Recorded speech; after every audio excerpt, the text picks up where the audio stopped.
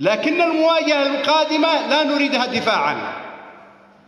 نحن في السنوات التي مرت وفي المواجهات التي حصلت كان أكثر مواجهتنا معه دفاع، وقالوا خير الدفاع الهجوم. أحسنت. فلا بد إذا أراد شرا بنا ألا نتوقف إلا وقد حررنا جميع مديريات المحافظة،